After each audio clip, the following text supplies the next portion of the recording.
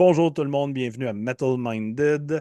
Cette semaine, en compagnie de Ashbreather. Bien sûr, c'est un épisode en anglais, donc je vire ça à l'instant même. So, this episode is in English. We don't do many of them. It's been a while, actually, since we've done one. So, tonight we have Ashbreather, who was supposed to be with us in November, but Metal Minded took a longer break than was planned, and we had to cancel last minute. So, we decided to rebook them as our first podcast of 2024. So, sorry for the wait, everybody. There was fuck ups on our side, their side. It was super fun, super fun. We enjoyed it. All right, so first things first, when we start an episode, we always do a roundtable of what we are drinking tonight. So, guys, while presenting yourselves one after the other, present us what you are drinking tonight on the Metal Minded podcast. All right. Well, I'm McKay. I'm a guitarist. I'm drinking a Kilkenny because I'm just, I'm a fan of the brown ales as well. Perfect. My name is Colin. I am drinking a Guinness. I had a fancier drink that I could have shared from last night, but I didn't think about saving it for tonight. So Guinness will have to do, I guess.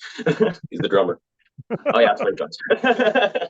And vocals. We'll do vocals. We'll do vocals. I'm Charles. I am the bassist and occasional vocalist of Ashbreather, and I am what is known locally as a loser, so I do not drink.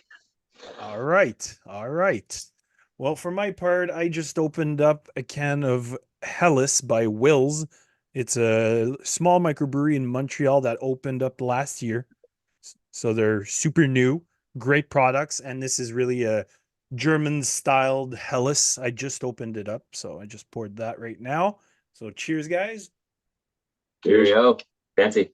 So before starting this episode, let's go to our sponsors and partners real quick. So make sure to go check Qu'est-ce que tu vas crisser là, Pouille of Destruction, Horror FM, Crypt of Dr. Gore, and Dr. Poivre for the best metal, horror, trip, anything you want to check. We're the best. Go check them out. Also, our sponsors, Pub à la Dérive, Cordonnerie chez Jerry, Mélogie, Musicraft. Be sure to like, subscribe to them and us. Now, what we always do at the beginning here at Metal Minded, we always go a little roundtable of what we've been enjoying lately. So it can be music, movies, games, anything you've been enjoying that you want to mention. We do a roundtable and then we go into the interview with you guys. So what have you guys been enjoying? Let's go in the same order, and anything you want to mention, go for it. Well, I've been on a pretty huge kick of just Outcast. I don't know. I got a random kind of just inclination. So I've been mainly listening to Stankonia, spinning a bunch of that, spinning a bunch of Erykah Badu. Okay. Very cool. I lent him Stankonia. That's why I take all the credit. For anyone that likes that pop, it's good stuff. I guess I've been listening to a lot of stuff. I'm the kind of guy that goes and listens to a lot of really underground stuff.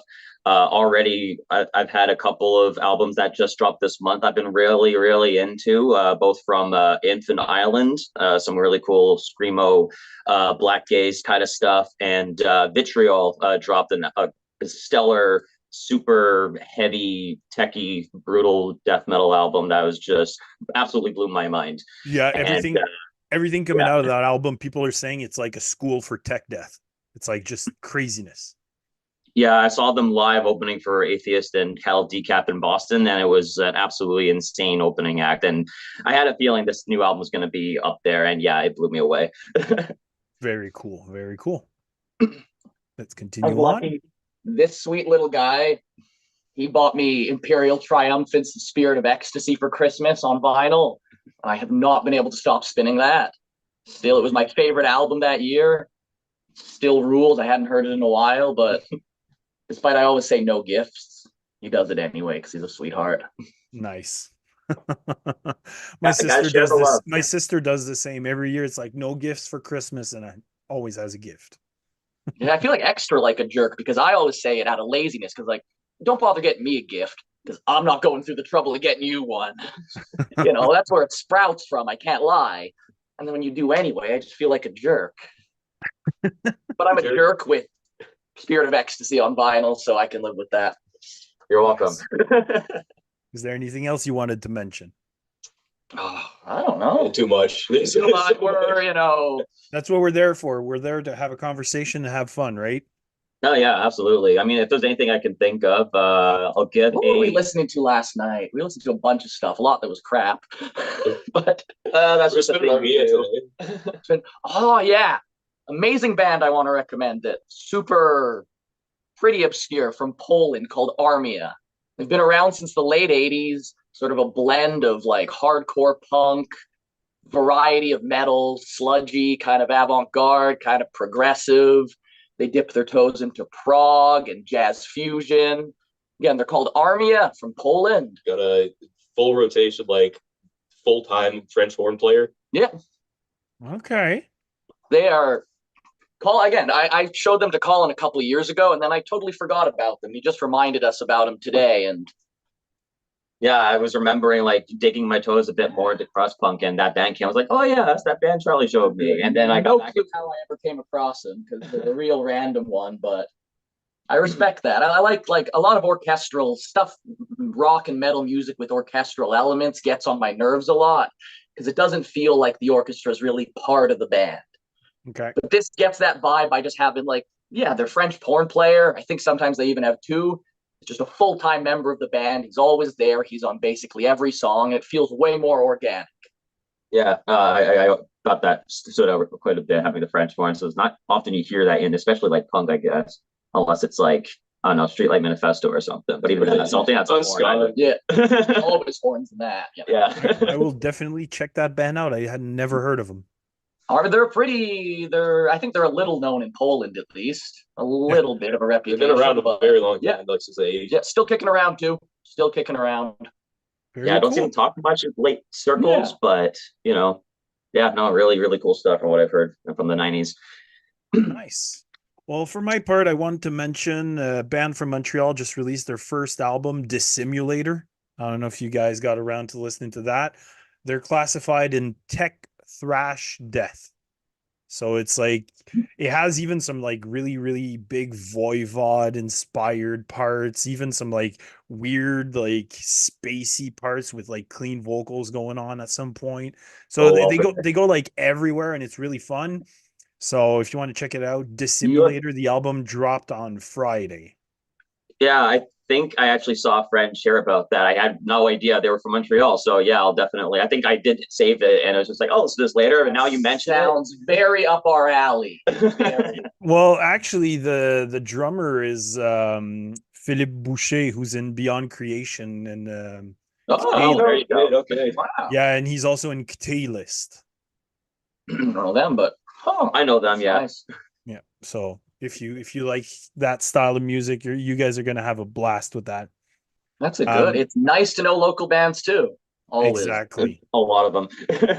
And then I also landed on an album I missed last year. That always happens because we have so much music to listen to, right? So I missed the album by Organ Dealer called The Weight of Being. Crazy good grindcore album on Everlasting Spew Records. Really, if you like your grindcore to the point, really well executed and like just crazy fast, go listen to Organ Dealer. Great album called The Weight. I've seen it around. Being. Yeah, I've seen that name. Everlasting Spew is a cool label too. So yeah, I've seen that name for sure. Exactly. I never got around to I hearing totally it, missed the album. It came out in July and it just flew under my radar. Yeah, that'll happen. And the last band that I wanted to mention was a buddy of mine in the Metal Minded team, Max. He told me to listen to Svedestada. And I know that.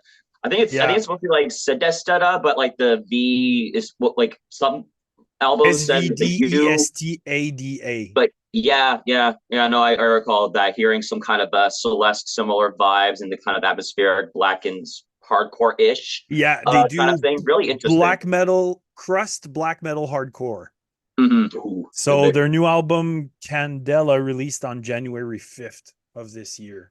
So it's I think that was one of the first ones I heard. Yeah, it's super good. I really, really enjoyed it. It's a really short listen. Also, it's not very long, like really to the point, 33 minutes. And the 33 minutes is only because the 7th song on the album is 11 minutes. Because the rest of the songs are all like 2 minutes long. But yeah, really, really punky vibes going on with a really cool black metal voice and stuff like that. Really fast paced, lots of energy. Great album. Had fun with it. Yeah, I recommend it too. That was really good. Yeah. I always follow what you put on your on your profile anyway. Sometimes I'm like, oh, he gave that a 9.5. Oh yeah, let's go. That one was a 9, but it's still good praise. I have to always hear my dad. I guess my dad is a mutual with him on Facebook, and I always have to hear him complaining whenever Colin like gives a Joy Division album only a 7 out of 10 or something like that. Nice. He's like, you need to give that. You need to talk to that boy. That's just not right. That's not right. It's not right. And some things don't hit me as much. It's just the last thing I wanted to like mention everything. was Not subjective, Colin. yeah, the last thing I wanted to mention was also the live I did on Friday, which was on my buddy Horror FM's channel. So we did our top 10 horror movies that we watched in 2023. Had a blast. We had a bunch of viewers. It was super fun. And he's going to put out the director's cut at some point soon because he likes to re-edit and add the samples of the movies and all that. So that should be out in the next month. What was your number one? I gotta know. Oh yeah. Thanksgiving by Eli Roth. I haven't seen it yet. I heard good things about it, yeah. But I kind of given up on him making horror movies, so I did it was too, nice to see that coming out. I did too, and he just made like a really great classic slasher. Nice. It was a blast. Nice. It's nice to hear. I think he's gotten post-production. He's doing a Borderlands movie, and that's been in post-production hell for like 2 years now. So I kind of written him off in my mind. It's nice. Yeah, it was nice to find him again, right? Yeah. In the chat, I have a buddy, Sebastien. He says, "Hey, Ashbreather, your music is really awesome. Keep doing records. Hell yeah." Well, Sebastien, your taste in music is awesome. And we appreciate it so much, obviously. Yeah, definitely. Awesome. All right. So let's talk Ashbreather. So my first question is always the same for every one of my interviews. So Ashbreather, who are you? What are you? How long have you been around? Let's talk a bit of your history, how the project came to be, and where you're at right now. Well, I always say, we formed a couple years ago. And by a couple of years, I mean about 2016, I think. Yeah, it was December 2016. Yeah. But we've been playing music together way before that. Me and McKay, literally, like the first time we ever played music, when we were trying to play music, we were like 12 years old. Oh, yeah. But since high school, all three of us have been playing in bands together. We've been playing in Viking death metal bands. We played in an Opeth tribute band. And then at a certain point, they're like, hey, let's make music that we care about. In case anyone happens to know the name, the Viking metal band was the Wild Hunt. It was kind of in the scene a little bit. We played almost every Viking fest at the time because I don't know, there wasn't many other Viking metal bands in Montreal, I guess. So if you like dog shit guitar tone, get on that. But we moved forward from that. We focused on something that we wanted to do our own outside of just Vikings and stuff, and that's how Ashbreather came to be. And also Opeth tribute stuff was kind of an inspiration for us to kind of get back into writing originals together. So when that happened, we just started just sitting through and just let's bump out a bunch of original stuff and saw what we could do and try to figure out where we want to go sound wise and everything. And we still haven't figured it out. I guess that's the short version, is DIY jack of all trades kind of deal. Yeah. Cool. You also started the band as a 4-piece though, right? Yes. Yeah, that's another thing. It was basically members of that Opeth tribute band, because we had our old singer at the time, Ben Lavoie. He was our second singer in the tribute band, and we kept him around to kind of just like try things out for this original band, and got the name Ashbreather, I think, a few years after we even formed, because we were trying to figure out a name. But I think that was Ben's name. He named the band. Yeah, but he moved to Germany. Yeah. Oh, okay. We tried for a while, just kind of, we were keeping in touch and just kind of trying to toss ideas back and forth. But after a while, it's like, this isn't going to really work. It's long distance. And plus, like, if you're writing music as a 4-piece and your singer lives in a different country, you can't really gig properly. It's a little bit of a stick in the spokes, Yeah, the main reason that we kind of ended up sticking as a three-piece, because initially when he moved, we wanted to try to make things work. So when we had gigs happening, we thought instead of getting a temporary replacement, let's all three of us try to do our parts vocally, try to figure out who can do what and what. And then as soon as, whatever happened and we start to really enjoy doing the three-piece version of this band, we just kind of pushed it forward. And Hive Mind, our second album, actually was like the first thing the three of us wrote, like right after we tried to write things together as a three-piece. So yeah, that was like a big thing for us, really. And yeah. All right. Well, let's talk albums you released. So you started with Palaces of Gold as a demo. You had Ben at that point in the band, right? Yeah, We Yep. did. So let's talk about that first demo. What was happening in 2018 that you absolutely wanted to release that one track? Were you like trying to get onto like a certain show or something like that? Tell I us think we just about wanted that to demo. release anything. I think was more. I don't think we had anything pretty particular. much. Just again, for a long time, we've been doing different things that weren't necessarily always the closest to our hearts. And even if we're not necessarily at this stage in time as fond of that early material anymore, at the time it was so obvious, like, oh guys, this is finally it. This is the band. It was already pretty obvious. So we were just eager to do anything. And we didn't have the resources. That first Palaces of Gold recording, that demo is like, how did we record that? I don't even know. I programmed the drums, and then I think everything was recorded at your place at the time. That was it. I recorded. My uncle had got like a deal for like $100 for like a shitty little mixer, which didn't even have a USB out. Okay. It didn't even have XLR inputs. Like I had to buy a bunch of adapters to get it all into quarter inch and just squeeze it into that, and then plug it into like the mic jack, like the fucking little aux mic jack on my computer. So it was a fucking mess. I had no idea what I was doing, but like, yeah, it made sound. We found a way. For sure. Yeah. You were able to actually put your product out and see what people thought of it. Once that first demo came out, what was happening with you guys? Were you trying to book shows? Were you just trying to get your music out as much as possible? Were you already writing the next album? I think, yeah, we were in the process because that song, Palaces of Gold, ended up on our first, not that version, we re-recorded it, but it ended up on our first full length. And so it wasn't even the first song we'd written. Was it? I don't think it was. That was Shows And the version on the album is actually much longer than the original version. Yes. A little bit, yeah. I think we got like it's been a long time since I've heard that. Yeah. We didn't listen to any of these, so you might know them better than us. Yeah, there's like I think we added a long kind of more ambient kind of outro where we just kind of noodled around. Yeah, it was I like, remember. Oh yeah, there was that solo bit. That's right. Yeah. yeah, because with the program drums and everything, it was hard to kind of really feel with it, so we just kind of left that to be its thing and whatnot. But then when we recorded it in studio, we just kind of naturally just felt like extending it and just jamming along with it. Actually, I think that's why it was longer, because we thought, let's extend it so we can fade it out, and then we ended up just leaving it like that. Yeah, I think we do that a lot. All right. Yeah. Well, Not Sebastien was also exclusively. asking a question about the artworks for the album. So let's talk for the artwork with the Palaces of Gold, and then once we move on to the next albums, we'll talk about those as we go. So who Yeah, was sure. doing the artwork there for that first demo? That was our very good friend Alex Rakabochuk. He's Okay.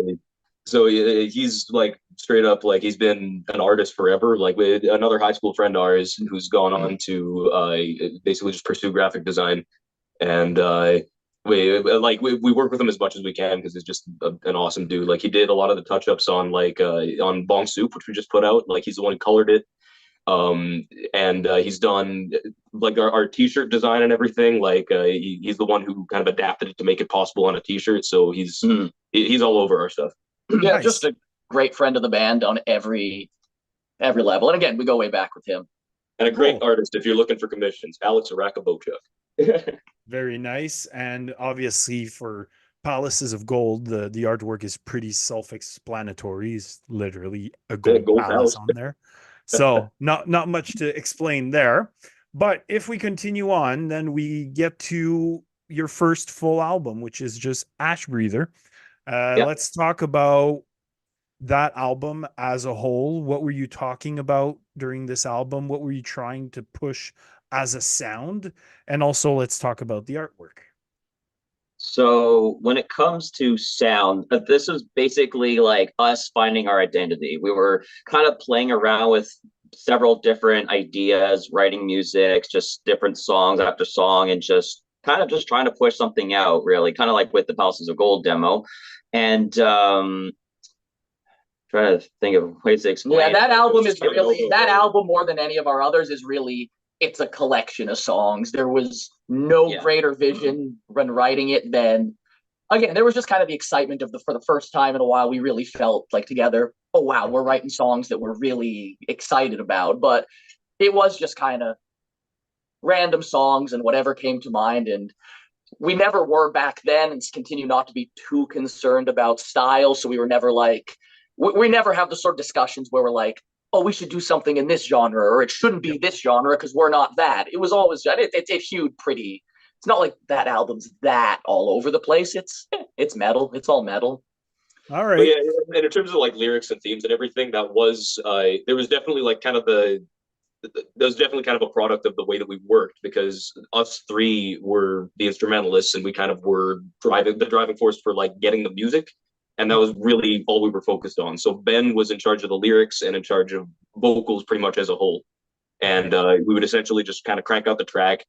And then once the instrumental was done, he would kind of put words to it. And we were always like, oh man, well, we're working on another track. So really, yeah, that was 100%. It was kind of like, I don't know, he never did, but if he had written some lyrics that we thought like, oh wow, this is horrible and we don't agree with the message here at all, then we'd maybe step in. But it was always like, yeah, that's fine. We're focused on other. You're the singer. You write the lyrics. Yeah, do what you do. You gotta sing. Yeah. You know what you're doing. So yeah, we just kind of pushed for So it was a totally different experience. Like once we went to the next one and we were actually writing the lyrics ourselves, like if you sit down and compare them and read them, couldn't be more of a 180. Oh yeah, that one was 100% just like we just want to make something. It doesn't really matter what it is. We just gotta make something. Okay. Yeah, and let's talk about artwork. What does this artwork represent for you guys? Well, the art for this one was actually like on the subject of Ben. It was actually done by his girlfriend, Navina Turnus, who I don't know if they're still together or not. But I assume so. But she's the reason he moved to Germany. Yeah, basically. But she's still there. So. Yeah. But no, great. She's a great artist too, and we like the image. Again, it was more just, oh yeah, this fits the tone of it. There was nothing more specific than looks cool and fits the tone of the music. Good enough for us, Yeah, I think that it was really like Ben had the idea because of that last song on the record, Silence, because it has that kind of like abandoned battlefield, or like kind of just corpses piled everywhere, skulls, kind of desolate kind of sound, and he kind of had the vision based on that. So he was the one who gave her kind of like the put the image in her head to draw that. All right. And then we switch it over. We go to the next EP, which is Ow My Eye. At this point, you guys were a three-piece. You were doing the vocals for this. Ben was still involved a little bit. Okay. This is when we started writing that. We were still in contact and sort of trading ideas back and forth. So there's a few like ideas there, both musically and lyrically, that started with Ben. And it was while working on that EP, we ended up being like, well, this method of working isn't really working. We're just going to go as a three-piece. But he was like, all the stuff we had that was his, he's like, yeah, go ahead. It's yours. It was a very amicable kind of split. It made sense for everyone. So there was little kernels of stuff in there that's him, and we, that we kept. All right. And with this artwork, obviously you switched it up. You went full in your face with the name of the album, which is literally what you see on the artwork. Also, this would be like the lyrics to these songs. Those are your lyrics. It was the first time you three writing stuff lyrically. So how challenging was that? Well, it was actually a little bit of a weird kind of chronology to it, because we wrote, like, when we were actually writing that album, we had written it after already having done Hive Mind and a future album that isn't even out yet. We're hoping to put it out this year. So we had already kind of had those two under our belt, and we're shopping for studios to record at, but then the pandemic hit. Yeah. So we were like, well, okay, we can't go out to studios. Let's have a crack at recording ourselves. So we just kind of set up as best as we could in my house and figured we're too invested in these other projects. We want them to sound as good as they can. So let's kind of get something new that we can make just for this. So that was actually the third project going in as a three-piece. Okay. And it was also the first time you worked with April of Anapest for the Yes, it mixing was. and That's correct. mastering. Yeah. So how did that come to be? Was she already in your friend circle? Had Oh, yeah. you already worked with her in other projects or stuff like that? Yep. Oh, yeah. Again, like high school, for one thing, we've known her since high school, Nice. but mostly Colin. He's actually Yeah, in the band. because during the days of the Wild Hunt, I also joined a band called Melivon, and that was her old band before she would move forward to Anapest. So yeah, that was the thing that happened. I was kind of following what she was doing with Anapest, saw that like she was getting really good at producing everything herself, and I want to test the waters. This EP Without My Eye was kind of already in the process of testing waters to really make sure we can get what we want for the follow-up album, which came up to be Hive Mind. And so we tested it with her, saw what we could do, and we're very pleased with the result. And yeah, that was that. All right. And then we switch on to Hive Mind, which is where I started knowing you guys. With the Metal Minded podcast, we used to do a lot of reviews. Hive Mind popped on my Facebook feed, decided to review it, and we all absolutely loved the album. Actually, You probably made our year, all of you, with that. Oh, we were so stoked. Honestly, you guys are so nice to us. So yes, let's talk Hive Mind. Let's talk artwork for Hive Mind because it has a much bigger concept to it. Let's also talk about the concept of the album, releasing an album that is basically just one long song, but you actually gave the opportunity for everyone to listen to it in different parts. Online, it's actually divided into tracks. So let's talk about the concept of doing the one song, but still putting it out there as multiple songs, and talk about the themes and the concept of the artwork. Right on. Okay. I would start doing it definitely like it started as a let's try and do this big long song, but we had nothing set. Like we didn't know that this was going to be a full album unto itself. We just kind of, as an interesting challenge, we just started building part after part, building onto some ideas. And again, this is a long time ago that we actually wrote. It only came out in 2022, right? Yeah, it was 22, but we started writing it in 2018, literally just as Ben had left for Germany. So it was a long time, and we finished writing it by 2020. Okay. But we didn't know from the beginning that this would be a full-length album. It was just kind of at a certain point, it was like, oh, this is long enough that it could just be its own album. Okay. We like to think it happened organically. That's it. We kind of had an idea for what it could be about. Like we had this kind of sci-fi theme to it, and we knew that we wanted to have space bugs in there to some capacity, right? So we kind of had that imagery evoked already, and we knew that we wanted to try and make people think of that the way that it sounds. But from there, it was really just kind of part after part after part. We wrote it pretty much in sequence. Yep. Yeah, 100%. It was like initially, because we were still technically having been in the band and he wasn't communicating a whole lot with us. So we're like, hey, let's just try to write something with the three of us, see how it goes. And Hive Mind was the very first thing at that point in 2018. And even at that point, we were thinking, let's just maybe push for a 20-minute song or something /EP, see what happens. And then as we kept writing, we were, more ideas came on, and we were just let's keep building, let's keep adding, and this is going really cool. And we got excited and kept extending, and now it's 37 minutes. So yeah, that's that. It was a nice feeling when we realized, oh, this could just be an album. Just this is enough. We got pretty proud of it. It was a surprise to us even. And then we ended up, speaking of artwork, we ended up going to our friend Aaron Loveday, who's I think it's just ended his art expo. But he's been working on for years and years a project called Cymatics, which is this series of just insane wall-sized canvases where he's just painting these insane kind of future landscapes of with these massive robots and all this kind of psychedelic, just it's the stuff that looks like it's off of 70s sci-fi novels, which is the coolest goddamn thing. And he's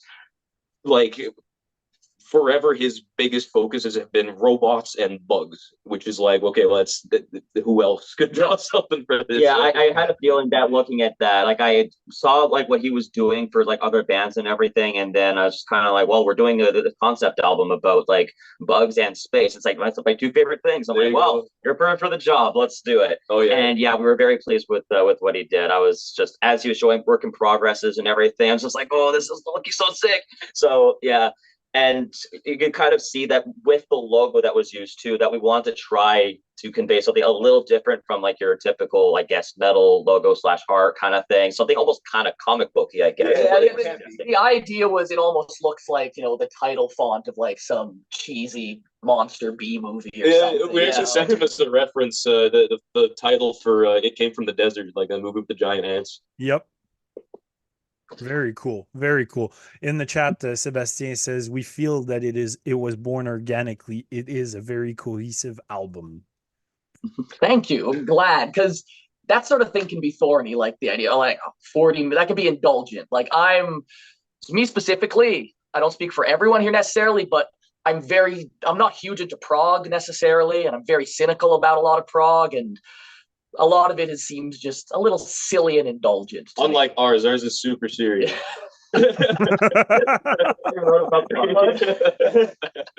I like to think that, again, I like to think that organic is the big word. You don't necessarily, like, again, we plan on writing a long song, but we didn't set out being like, we're going to write a 40-minute full single song album. Yeah. And like, I feel when you set too specific goals, sometimes it can be interesting to set yourself specific limitations, but then sometimes you're just forcing it. You have an idea, too clear an idea, too specific an idea of what you want the end product to be. So instead of what comes in that, you take whatever comes naturally and then force it and twist it into crappy ways. I don't know. That's one of the really nice things about the way that this band works too, is that like since the beginning, it's never been like a scenario of like one person has a song and then we all execute on that song. Like there's already a vision for how that's going to go, and it's teaching the parts. Like it's almost always like one person shows up with their portion of like a riff or a beat or something, and they're like, okay, what do we want to do with this? And then we'll spend the day at jam just kind of having everybody come up with parts that once we all have something that's like, okay, yeah, I like what everybody's doing, then we can move on to the next one. That's very, very cool, guys. And then after Hive Mind, we go to your latest release, which was Primordial Bong Soup, which we also reviewed on the Metal Minded podcast. Very appreciated. So let's talk about this EP, the concept behind it, and also the artwork once again. Yeah, this is very specific, this one, to our just overall situation as a band these days, which some people, might know a little bit about. But the house we're in right now, we have our own like DIY studio. We were for a stretch all living here. We're not all now, but we've maintained this space to have our own like permanent setup. We haven't been in a studio anywhere else in like 6 years now. Yeah, exactly. 5-6 years. The whole thing came from COVID, because we were looking for places to record and then ended up just kind of trying the DIY route and realizing like, oh wow, this is way easier if we don't have like 2 days to record everything. Yep. We have so much more control over everything. We don't have to sacrifice that idea, because the way we used to do everything was just like, okay, set up everybody in the same room and then record everybody at the same time. And we really love the way that came out, because you really get the energy and of the performance. Like it sounds like people in the room with each other, because we are. But then you only get so much time per song. You can only do like 2-3 takes of each song. Yeah. So we figured if we do this, then we can just leave everything set up. And then if we don't get it one day, we can get it the next day. Yeah. So it gives you the opportunity to just do it when you want, with the right feel of that day. And you don't have any pressure. Exactly. No, not at all. And that's exactly how Bong Soup came about, because we have this setup where right now we could just go downstairs and noodle around and it's all set up to record. It's all good. Yeah. So a lot of the time when it's like, we just spend a lot of time just goofing around doing improv and stuff like that, trying to do, just sort of more jammy stuff, maybe based in something loose, maybe just, hey guys, it's a Saturday night. We're just all having some beers and let's go downstairs at 1 a.m. and Yeah, pick a key. You know, some stuff. Yeah, just, you know, mess around. So everything that's on Bong Soup started from that. They're just edited jams, spur of the moment jams. Okay. That then we had a couple that, you know, we do a lot, and they're not, you know, a lot of them are just kind of like, oh, that's a little neat, but no one would ever want to listen to that.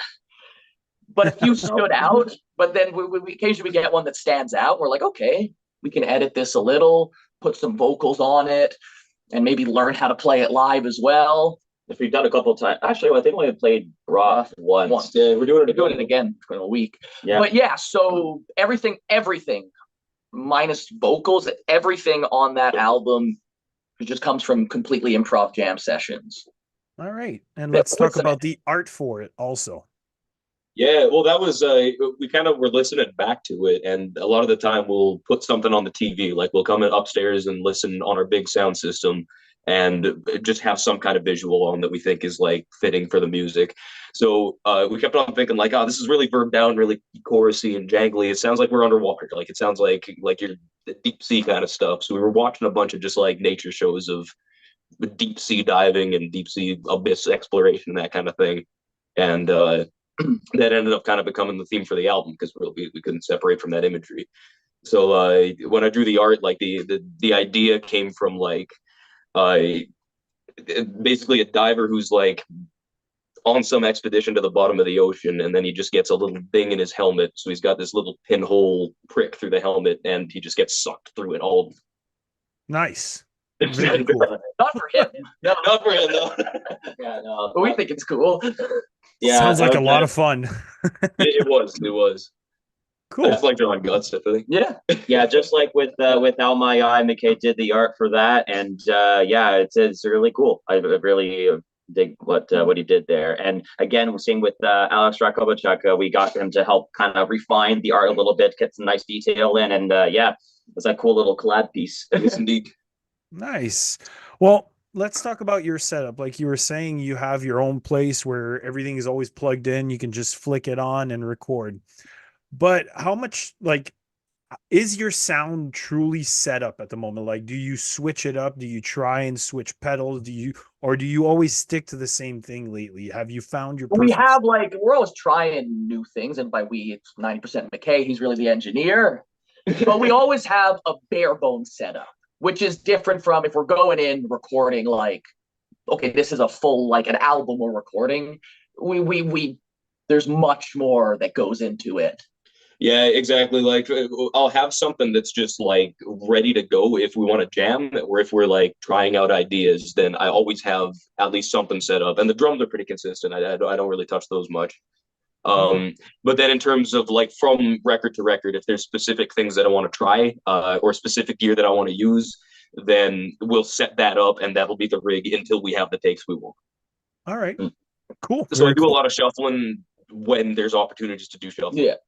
Yeah, the drums haven't. But really the kind of what's crucial is that there's always just a bare bones, like if we're farting around and we find something we really like, we have a usable recording of it. Not necessarily the perfect one, but one that is well above usable.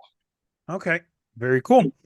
So your style of music is considered sludge, progressive, a bunch of different stuff. How is the scene in your area for that style of music, and how alive is that scene? And how are you received actually in Montreal with that style of music? I don't want to be like smart enough. I think we got the best fucking metal scene in Canada. Like Montreal living in Montreal rocks. Yeah. It's so sick. There's so many good sludge bands. There's maybe too much tech death here, but beyond that, no such thing as too much tech death. There's just a lot of metal. There's you know a lot, so there's a lot of competition. Like we like when we go to like some small town and there's a band from Montreal playing at the pub, and that's a big deal, so a lot of people come. With Montreal, it's the opposite. There's a huge audience for it, but so much competition. I think like competition might not even be the right word for it though, because like at least like within sludge, I find there's like a pretty intense variance. Like nobody would confuse us for Obelisk. Like nobody would think that they're like the same band, right? Yeah. So like there's for sure a ton of sludge bands, but there's a ton of flavors of sludge bands. Yeah, you got the likes of like the Great Sabatini. We saw them open for Wake that time a couple years ago. Really more on the kind of sort of mathy side of things in a certain sense, but like really cool organic sounding band, really cool live. And yeah, there's Well, sludge. I mean, people seem stoked in general. People just seemed like they're just kind of especially like lately, like post pandemic, we've been finding that like people are just stoked as hell to be at shows. Yeah, for sure. Yeah. And you were saying that sludge, like, I mean, sludge, what happens with the style is it's so wide. It can be so many different things at the same time that in the same style, all bands are going to be different. Oh yeah. Yeah, it's because you can have a sludge band leaning on that death style, or you can have a sludge band going on that prog style, and you can go anywhere with it. That's it. The fact that Baroness and Neurosis play the same genre is all you need to know. Yeah, pretty much. It's one of those things where again, it's such a broad term that I had never actually heard, despite I listen, to tons of stuff that counts as sludge, Neurosis, Mastodon, all this stuff. I'd never heard the term until Colin used it to describe us. I was like, oh, is that a genre? It was like not aware. It was still trying to figure out our sound. It's like, I think we're sludge. And I'm like, what's that? Oh, so you're making that up. Nice. So like they're just kind of like, you're making that up. We're just gonna call ourselves death metal. We still kind of have been for people who don't know what sludge is because they didn't know what it was. So I'm annoying with that with genres. I think like, oh no, we have unclean, we have growled vocals. We're death metal. That's right. There you go. But apparently not.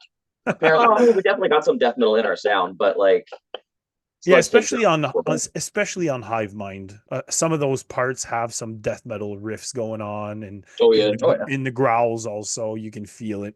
Yeah, for sure. Yeah, the last few movements for sure, especially when we got Matt from Sluggish to do his part. That was like probably some of the most death metal stuff that we did. Yeah. Yeah. So we have a question: do you use the same tuning for all of your songs? No. Yeah, I'm all over the place. He's a little bit more consistent than me. I go down to drop D when I have to. That's it. But I'm very lazy, so only when I have to. But he's all over the place. I got 5 guitars. I got like, and like every show, like I actually like started using a looper pedal just so that I can have some noise going on while I'm switching guitars and tunings and running up on the fucking play. Nice. So, but yeah, we got a bunch in standard. We got a bunch in drop D. Same thing for D standard, drop C. I play a baritone on some of the stuff that we're coming up on, so that like D standard. Tranquilizer is in like open D minor with like 2 low Ds. It's a bunch of weird shit. We haven't done any much that's like in like like kind of crazy low tunings that like a bunch of deathcore bands and stuff do. We've never really dabbled in that, but we do a surprising amount in standard and drop D. I'd say drop D is kind of like the bread and butter one. All right. Also, where does the name Ashbreather come from? That was Ben, wasn't it? That was our own singer, Ben. That came from, it was just kind of an offshoot of, it's a cool way of saying like we smoke weed and make fucking tunes all the time. So it's definitely a reference to that. But yeah, Ben had a list of just several different names that we could try, but none of them like quite clicked for everyone. It was just like, I think for the most part, so like it feels a little too proggy. Let's try something. You get very self-conscious when you're trying to think of band names. So if one just sticks out as I can live with that, then you've got it. That's exactly. Good enough. So now we're forever dubbed Ass Eater because that's just what everybody hears it as the first time we tell them. Wow. Ass Eater. We get or Ashbreather, or we get that a lot. Yeah, but it is. I think it is a effectively evocative name. You hear the name, and the music makes sense relative to it. For sure. Like, and it sticks, right? Because it's a simple word, but at the same time, it means so much, right? So no, it's really a cool name, and it catches on. So you guys, you said you got the house that you have right now to be able to always jam and have time together. So how was it for you guys to grow as a band during the pandemic, since you were pretty much in the thick of it while writing all of your stuff almost? So how was it growing as a band and having that opportunity to have a space together?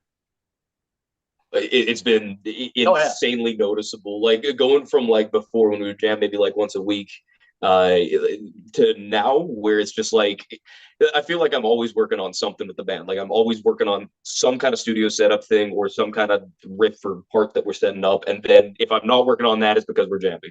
So it's just like the amount of just time that we've put into it. It's like such an insane quantum leap where we were at before. I feel like it's a real like now that we've started doing this, we could never go back. It's like we're not gonna at any point be like, man, I want to go spend like $5,000 to rent out a proper studio. No.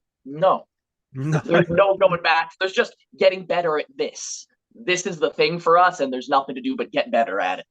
Oh yeah, it was a big thing for me too because I always wanted to have an opportunity to just have my drum kit mic'd up and set up in the studio, and I can just at will just record stuff and do things like whether it's like playthroughs or session work. And that was like when I had the first opportunity. Actually, this band Flesh Vessel did a re-release of their first EP from 2020 called Vial of Man Reborn. Yep. And asked me to do the drums for the re-release of that EP because they wanted to get real drums on it. The original had programmed drums and want to kind of add a little bit more organicness to it. And I was blown away by that offer because it was my favorite EP to come out that year. And so, yeah, I had to jump on it. And this is the kind of thing that I had that set up for. And so having the studio together just grew more opportunities for us, like even outside of Ashbreather and whatnot. And that was just really exciting. It's the freedom in the breathing room is just like, in theory, we had some pretty good cards in our favor. When we did the first album, the self-titled, that's the only one. We did that in a proper studio. We rented for 3 days, a real nice high-end studio in Montreal, Planet Studios, all great guys there. We got world-class end engineer Rod Shearer. You want to hear, everyone out there, a really cool little fun fact? Our engineer on our first album, Rod Shearer, he was the engineer on Cryptopsy's Blasphemies Made Flesh. Nice. Very cool. And just happened, to know him. So he's like, he lives in LA now and works with like Florence and the Machine and stuff like that. He doesn't really do metal, but he did it as a favor. But despite all that, it doesn't matter when you only have 3 days to record. And you're also, we didn't know much about dialing amps and things like that. We didn't know much about anything, so yeah, we just kind of went with it. Those things don't matter. World-class engineer, this amazing studio, doesn't necessarily matter. I think the stuff we've done on our own sounds way better because we have the freedom to figure it out on our own time. And plus you're forced to. If you're making the whole record by yourself, then stuff that you wouldn't have to worry about otherwise becomes an issue. Like, did we treat the room? Like, does the room sound okay? Or what mics are we using? Or like, what guitar am I using? Or what strings am I using? There's so much where it's just you don't think about it. You can just go into a studio and just say like, make it sound good. It doesn't matter. But if you're the guy who has to make it sound good, then you have to focus on it, and you have to learn those things. Exactly. You learn to know all of those little details that you didn't really know before. Yeah, like stuff that you wouldn't even have known, like or at least we didn't even know people did. Yeah, for but sure. Everybody does. Yeah, when we recorded that first album, I never put any thought into bass tone in my life. I didn't really have a good amp at the time for doing the album, so I borrowed one that I never. So I went into the studio with an amp I'd never played through. Because it's bass tone, whatever. Okay, I don't know anything about that. Doesn't matter. Yeah, exactly. Even for me, I went in like I at the time I had like just a standard like basic, just kind of beginner's drum kit. And I'm like, oh, but for a first album, I don't want to go in with something like this. Let's borrow the drums that they had there, and they had like just like a 4-piece jazz kit. It was so I'm just like, we'll make it work. And it was just the weirdest layout because it's like one rack tom, one floor tom, and then I had like 4 octobans just set up there. So it's like half my Portnoy, half jazz drummer set up. So I think your floor tom is like almost the size of the kick on that kit. Nice. Yeah, it was something else. Yeah, it was fun, but yeah. Oh yeah. So let's go back to you guys said that you just started deciding just because the singer left. You just decided to work all of you 3 on vocals. So how was it for you to start doing vocals? Had you ever done vocals before? Did you like practice them a whole lot? And how is it to do vocals and your instrument at the same time for each one of you?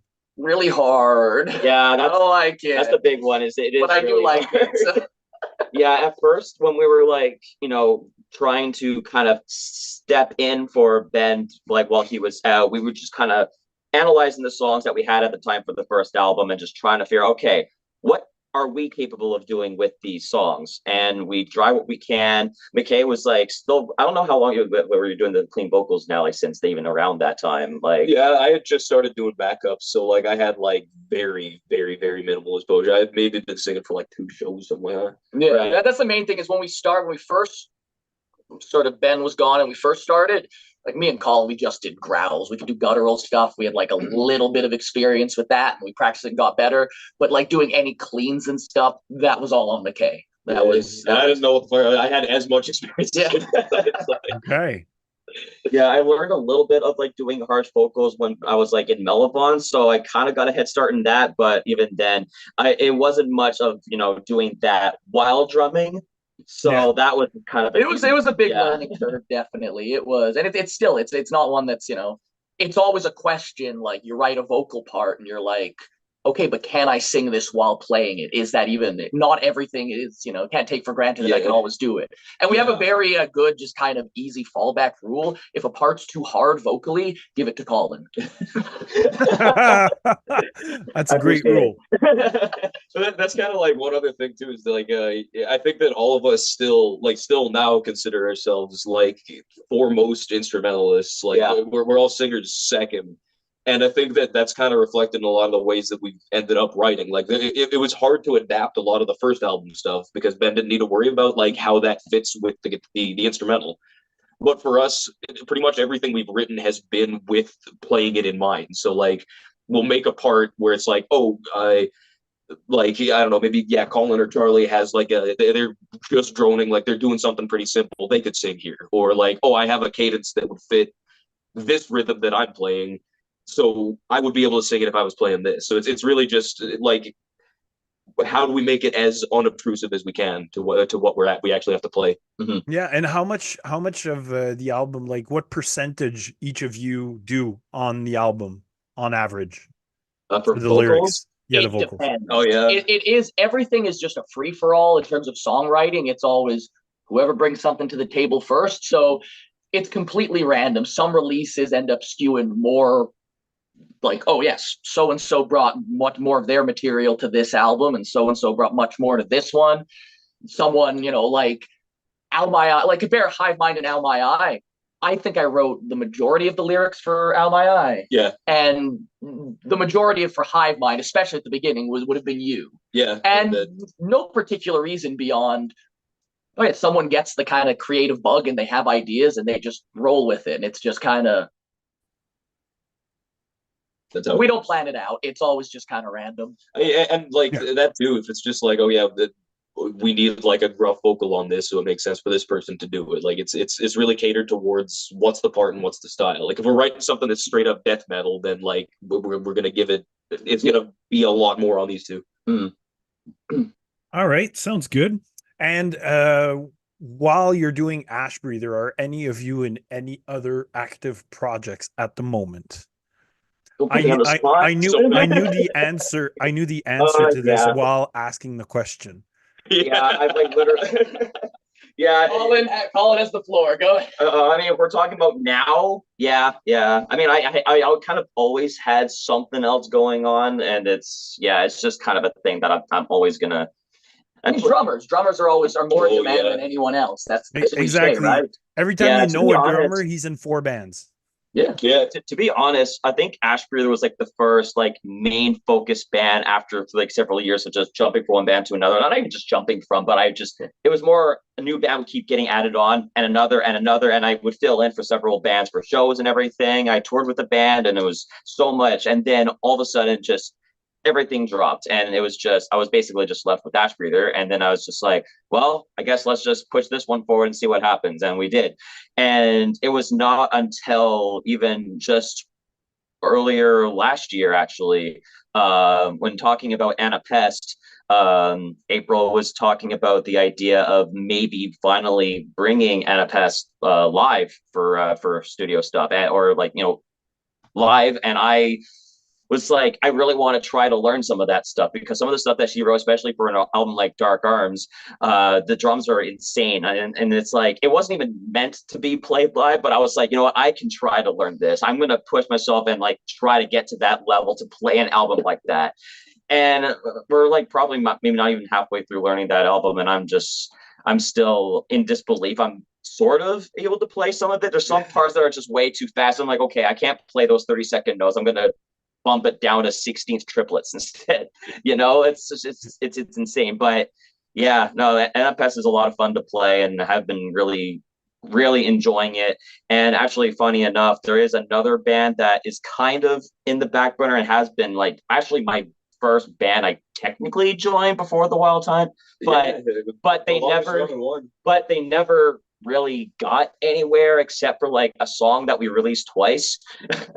It was this project called Vicarious Reality, and it's very inspired by like the likes of modern prog, genty kind of stuff. And it's kind of, for the most part, always just been a two-person project with me and my friend Jonathan Minkovich, who actually did the production for our first album. And basically, this guy is insane, genty guitarist. Like, he's very inspired by the likes of Tosin Abasi, like Amos's Leaders. Yep. And you can hear it in his writing style. And we just kind of sat on like a few songs for so long. And I actually saw him for the first time in 4 years, maybe just like a couple days ago. And just like, so how's the songwriting going? Can we actually finally put music out? Because like, no one knows about this, because I'm going to tell people about this. And it's like, where's the music? Well, we have, like I said, we have one song and it's a great track, but it's just like, that's all we have. I want to hear more. It's like, I know, we'll get it out soon. And it's been so long. Like that last song we dropped, I think in like 2016, 17 ish. Yeah. And now it's like, we need to drop some EP or something. But now that we've met up, and it seems like that he's finally got stuff together. So hopefully this year, I can go in the studio downstairs and finally get another thing out with VR. And yeah. You're filming for the Superstition soon? Yeah, actually another band, the Superstitions, hardcore punk local band, asked me just very last minute to do a show. And this is just kind of like a random thing for a show. So I'm not really doing much else with them right now or anything like that. It was just like, NFS has taken a little break from doing shows and stuff like that, just to kind of let for a little something I won't go too deep into, but we are hyping something later in the summer. So I took that opportunity, just thinking, oh, maybe I could do another little live session thing. So I stepped in for the Superstitions to play a show at Trackside on the 16th of February. You're in Montreal, February 16th. Come see this guy drumming. Yeah, nice. And or if you want to come see us also at Turbo House, we have a show there literally this coming Friday. So yeah, you're in Montreal. There you go. Yeah, actually, Anna Pest is the reason I found out about you guys. It's literally, she was on your show too, right? Yeah, she was on our show when she released Dark Arms. Yeah, I have it right here. Hold on. It wasn't very long after she released it that there you go. Great album. That is a very fun album. Yeah. No, Dark Arms, yes. So yeah, I think it was on her Facebook. She had posted about Hive Mind coming out, and that's the reason that I found out about you guys, because I just saw that nice artwork and I was like, what the hell is this thing? And I'm a horror movie buff, right? So I like those kind of styles and that look that it had. So yeah, I jumped on it and put it in the reviews. That's how I found out. Thanks.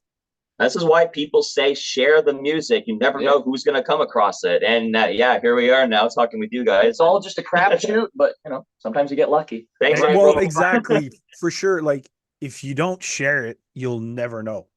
Like, I mean, that's why I share every day. even if you get one post that only has 10 reach, those 10 people have been reached. I mean, that's just the way it goes.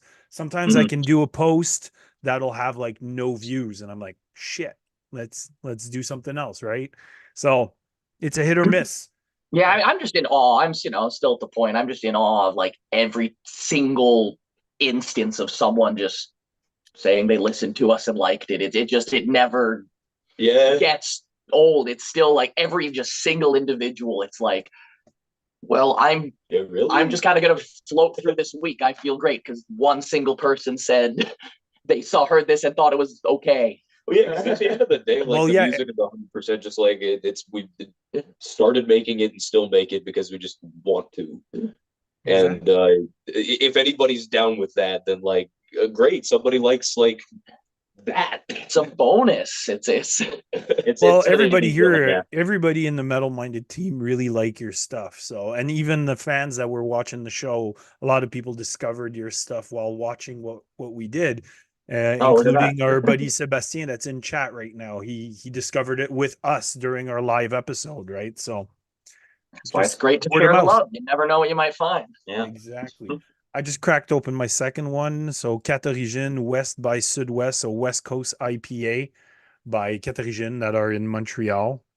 It's a product I know. I've had this before, and I really like West Coast IPAs. So, Sweet didn't have deal. I'm a stout guy. Speaking of which, I'm with you on that. I I don't know if there's another drink I could probably grab, but I might. I think you got one more beer. I have a black IPA for after.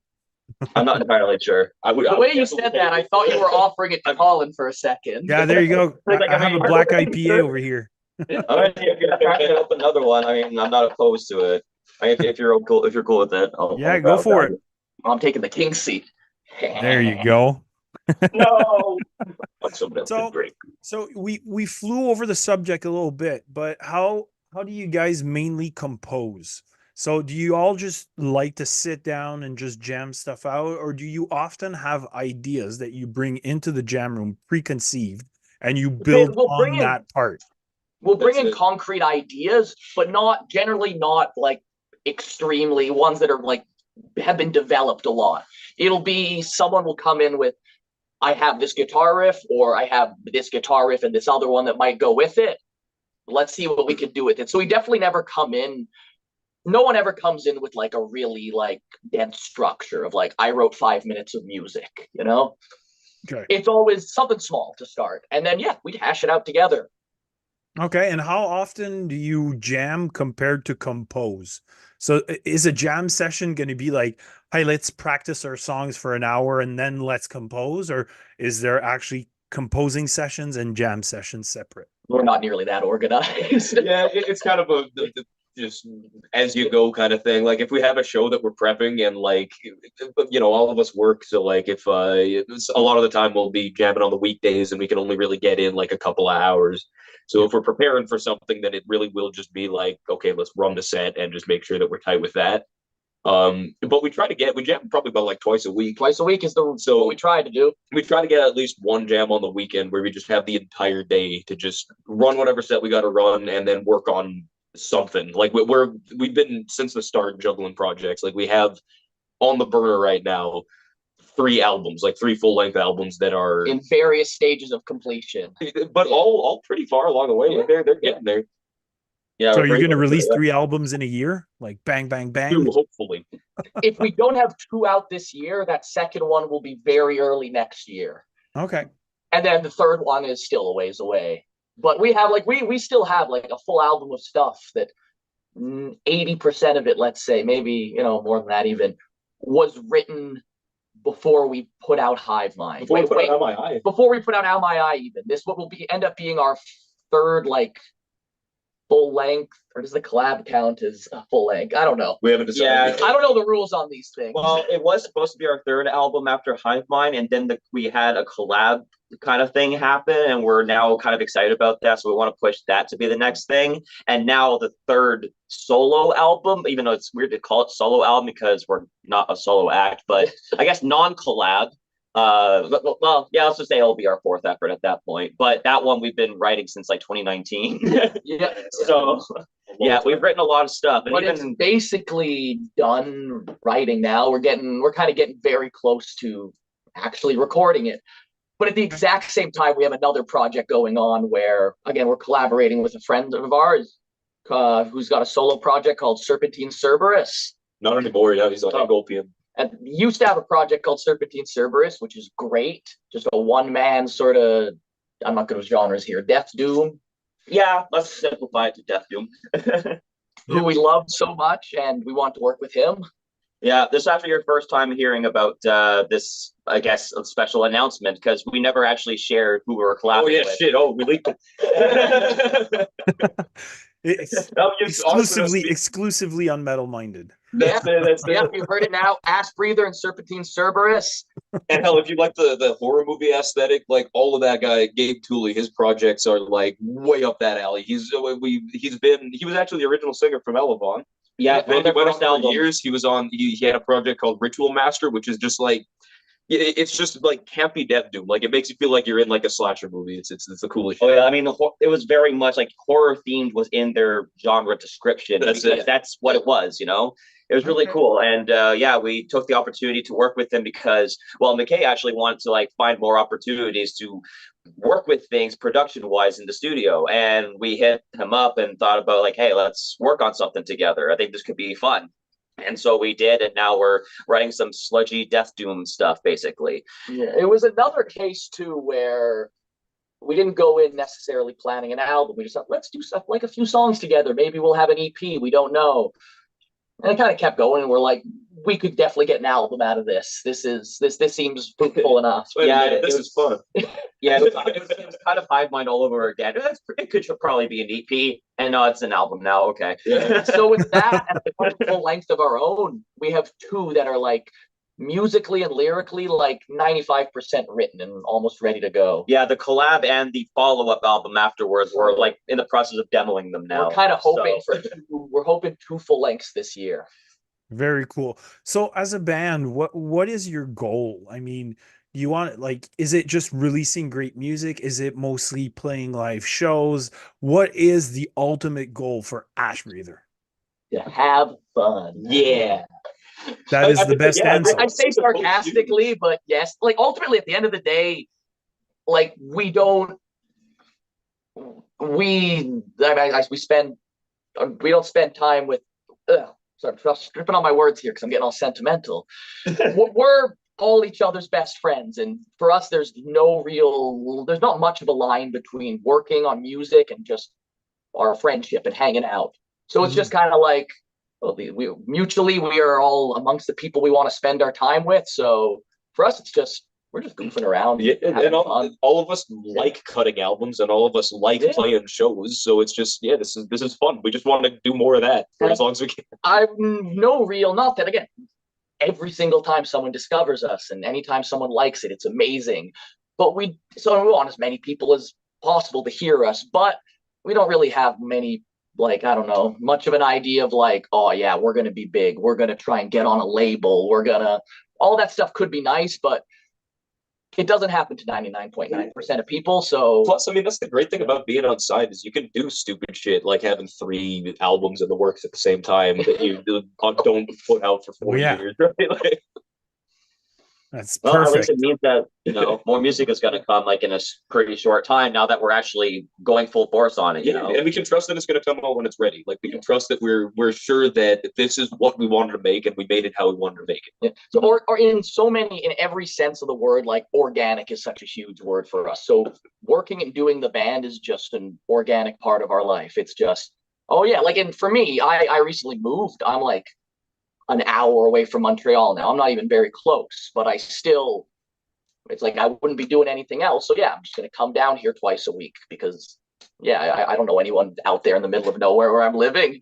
I come here to just see my friends and just work on shit we want to work on. So it's all it's casual in so much as, we don't have to be like, it doesn't ever feels like work. What else is there at the end of the day? Like I keep on doing like, I'm the one who still lives here, and I spend a lot of my time in the studio just working on stuff. And every time I think like, man, I'm tired. I gotta go just take a day and just chill and not do anything intense.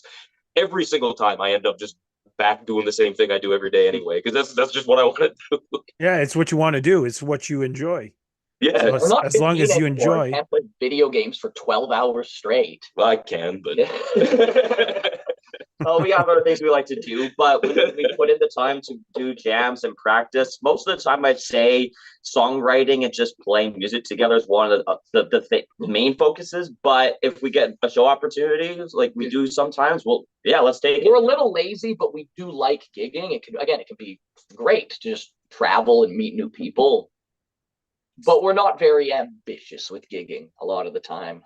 We only You guys, do maybe. you guys should come my area and you get to know Ottawa Gatineau area there. Oh, Yeah, we've been up second. around. We've been to Ottawa before a number of times. Yeah, actually, we played Ottawa twice, and literally just last month we played Ottawa. Yeah. So Well, we'll be back. Hell. Yeah. You played Ottawa. What show and what place? it was with the Aphelion and Finely Tuned Elephants. We played. Day Cuff. It was Cafe Day Cup. Yeah, That's the one. yeah. We Who played booked upstairs. it? It was a Saturday, December 16th, I think. But yeah, it was like right before the holidays. Yeah, I don't know how I don't remember that. Yeah, you don't remember who booked the show? I think it was the Aphelion. They booked it themselves, and They're from because Yeah, I don't think it was through anyone in particular. I don't think it was through any booker or anything. yeah, they just kind of booked themselves. They want to do for fun a little just Christmas gig kind of thing, and it was kind of their return deal with us that like it's like, hey, get us to play an auto with you guys if we'll get you guys to play it with us. And that was what happened when we dropped Hive Mind. They were part of our launch show at Turbo House, and yeah, that was basically how it happened there when we got to finally play Ottawa with them. And yeah, it was a lot a lot of fun. It was just like a Christmas proggy. I'm in the area and I saw no advertisement for it at all. I didn't even know you guys came to the area. No, you got it. Wow. Colin, you're the social media For guy. some reason, I thought like most of you guys were like more towards like Quebec City or something, so I didn't bother to message. I mean, I posted a few times on our page about it, but I guess it didn't reach all that much. So yeah, Well, hell, the next one. We'll be back. Yeah, like We'll Cafe absolutely be back. Cafe de Cuff is like 10 minutes away from me. No shit. wow. And you couldn't hear us from there? No, I couldn't. Sorry. Like, wow, that's I find. Your guys' beer is expensive, man. Yeah. Well, Ottawa beers. I'm on the Quebec side. Like I'm in Okay, yeah, Gatineau, you're so good. I'm just You're on the loud. other side of the bridge. And you got better beer too. You're in good shape. There you go. Yeah, I think Cafe de Cuff beers are like $10 a beer. We paid 13 For like a little Corona. Actually, It was a little Corona, and they were $13 each. I think the little fancier harsh. beers like at the bar was a little bit better, but we Still. were downstairs for Coronas at Mavericks. They had like the Mexican thing going on there, and like the Coronas were $13. I'm like, I'm not talking shit. They're cool bars. But, Yeah. it's Not not their what we're fault. used to here. It's You not know? their fault. But yeah, On the subject of touring and shows and stuff, again, big thing is, we all have a job. In order to be able to do this band, we all have to work. We have jobs. So, Yep. like, doing actual extensive touring, not really an option. We want to try and put a bit of effort into it in the future. Like, okay, we can take a bit of time off and do like a string of shows, even if it's just like 2-3 over a weekend, To get a bit more ambitious with that would be nice, but it's tough when you're working. for sure. For small bands, it's always tough. Everything is tougher. So if anyone yeah. out there watching this, if you really want us to tour, or if you really want to see us and we're far away, pay us, give us money. That's how we can make it happen. We need money. We need $1 billion. Unfortunately, I need time off of work, man. I don't like money's okay, but like I'm just like, we also need more Canadian listeners because like I'm like going through our Spotify and most of our listeners are either from the States or Australia. I'm like, we can't go there right now. Shout out to Australia. Thank you. Yeah, Very it's cool. weird. someday. Yeah, it's just like I'm pretty surprised that like a good bit of like our listeners have been going from abroad and whatnot, and I guess it helps sometimes to just share with metal groups on Facebook and whatnot. It's you never realize the power of doing that, Yeah. and Yeah. that kind of helped us to push like that 1,100 monthly listeners thing in the first month after Hive Mind dropped. Like that was like a big one for us. I'm like, wow, it's nuts. We've never crossed 1,000 in 1 month, and I'm just like, yeah, that happened. That's very cool. In the chat, my buddy Brian says Hive Mind is so good. So there you go. Thank you, Thank Brian. you, Brian. Milestone album. He's a buddy. He's a buddy of mine in the was States. So you have a States listener right there. fantastic. Yeah, Okay. see, I wasn't Then- lying. yeah.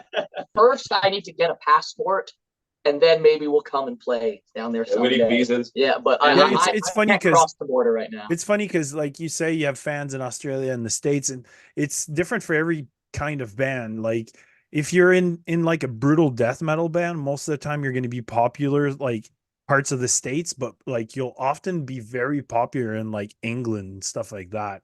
So Oh it's, yeah. Oh yeah. so it's depending on what scenes you have. Like I mean, here in Quebec, like you were saying it earlier, tech death is what works. It's what happens a lot. So we have a shit ton of tech death, but our tech death is known worldwide. People know that Quebec has good tech death. So Oh yeah. so you can trace it back to like the beginnings of cryptopsy and stuff like that, just for like the craziness of those albums, and they were revolutionary, right? That's it. So like if we ever find our way up to like Georgia or Seattle, that's You're age you're for us. you're gonna have fans there for it could sure. be. So we're nearing the end of the episode, and I usually always have, I call it in French, the question bonbon.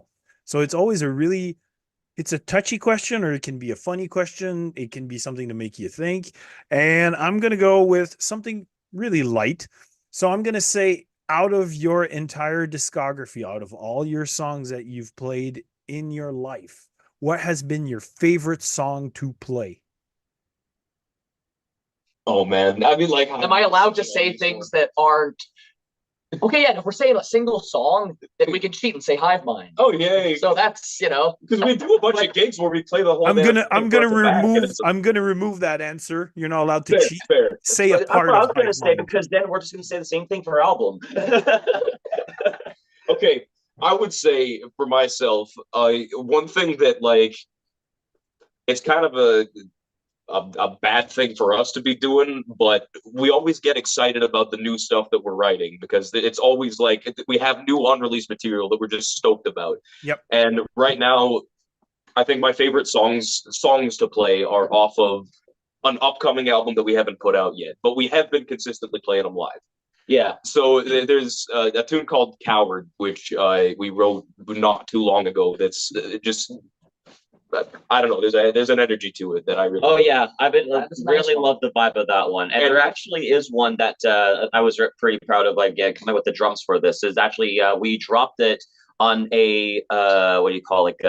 Compilation. Yes, you're right. Yeah, Hummingbirds. This one is actually going to be on our at this rate, I don't know, fifth album at some point. This is the third album, the furthest away of the three albums that are being worked on.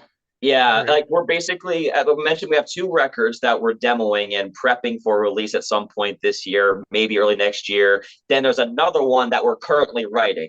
Those are the songs that we're talking about right now. And Hummingbirds is going to be on there. We released it like very much just kind of like spontaneous. We were asked by Syrup Moose Records to put a song up, and by the message, it was kind of like asking for us to write an original and go for that kind of thing. And so that's what we did. We tried doing this quick, short original song in like not even like 3 months time. Even that included recording, producing, and everything. And it was just kind of all done like kind of last minute by the end of it.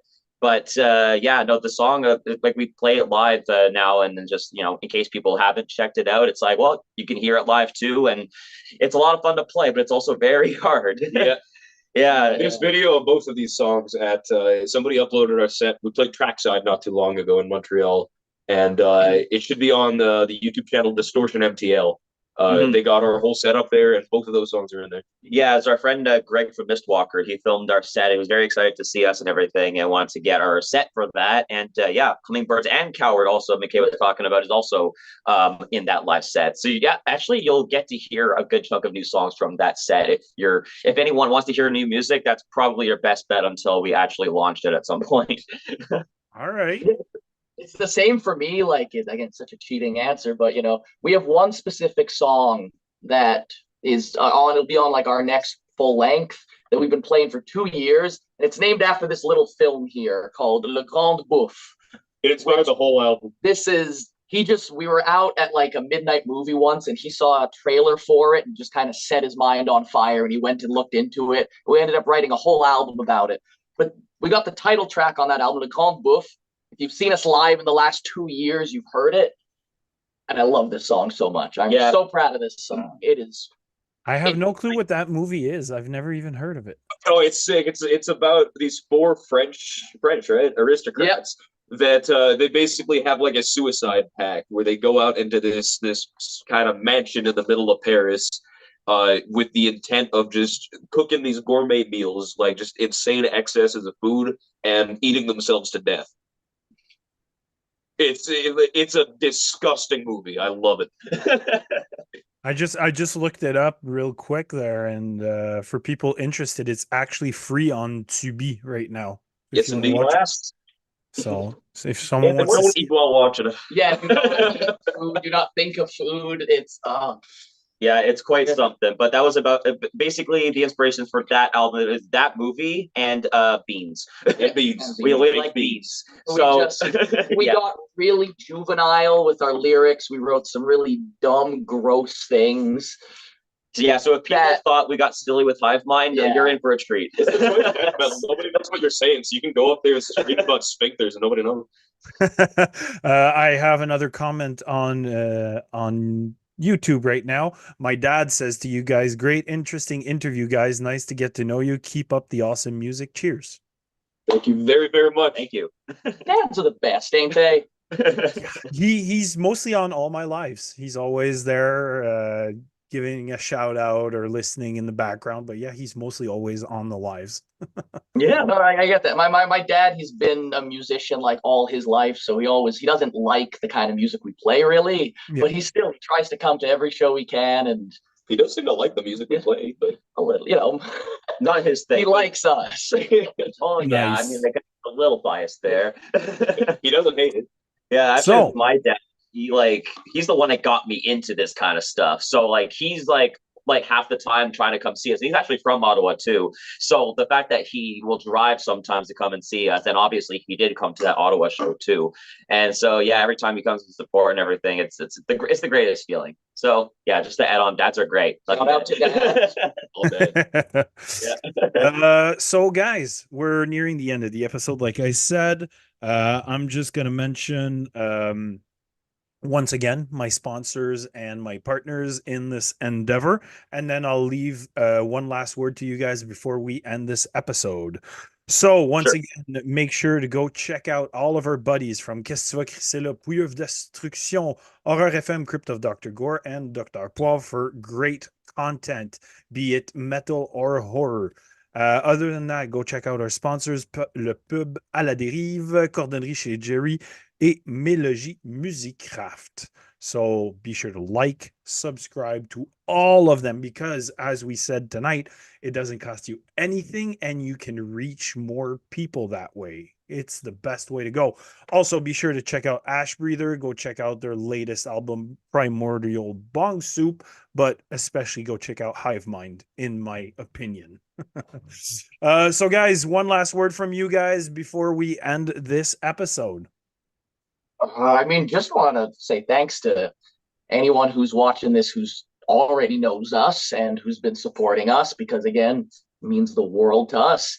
And if you don't know us yet, if you're watching this and you don't know us yet, personally, I think you should give us a chance.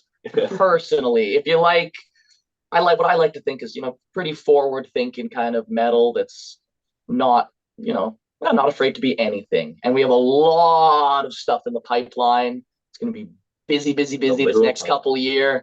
There's going to be a lot of new music from us. So yeah, we're trying to push as much as we can. And to put it short for people who are not as familiar, like for the most of the stuff we have out now, Mastodon and Opeth are kind of like the main bands I go to, just to kind of give the idea, let people know kind of our main influences and to get the idea of our sound. But even like with Primordial Bong Soup, I don't think those are the best names to go for that one, because it's very much more just atmospheric and like, I guess a bit of Neurosis influence in that one, but like There's a bunch. but it's very like soft even compared to the likes of them. But yeah, it's, I don't know, we're doing a lot of stuff. And goes without saying, but obviously huge thank you to you, Eli, and everybody at Metal Mind. Like, you guys have been such an insane signal boost to us, and like it's we can't tell you how much we appreciate it. Yeah, absolutely. it's guys like y'all that help bands like us, thrive and survive. Exactly. That's the only reason we do this. Like, honestly, I've said it before in other podcasts, but we do this because we want to have fun. We want to promote bands that we enjoy. We want to make this scene better just by being there, right? Just having That's our what we little, need.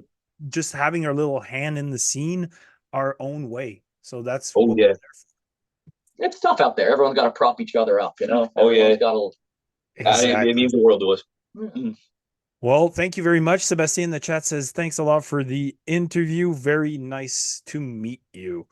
So yes, for Metal Minded this week, obviously on Wednesdays, we have our little hangout. We just talk about metal, what's been fun, what we've been listening to. If you haven't checked it out, it's our new format. We don't review albums anymore. We just talk about what's fun. So we don't bash on anything. We just promote the great stuff that's been in our ears, or we watched, or we played, whatever. So come have fun with us. We have great time on Wednesdays. And next Sunday, we are interviewing the band Deadwood, which is also a Quebec band. So come check us out. We're going to have a few beers, chill, and talk about their music. So thank you guys. Thanks everyone in the chat. It's been really fun. Do not go anywhere, guys, in Ashbreather. Just stay right there, and we'll have just a little drink after. So thank you very much. Have a great evening, and I will see you next Wednesday. Cheers, guys.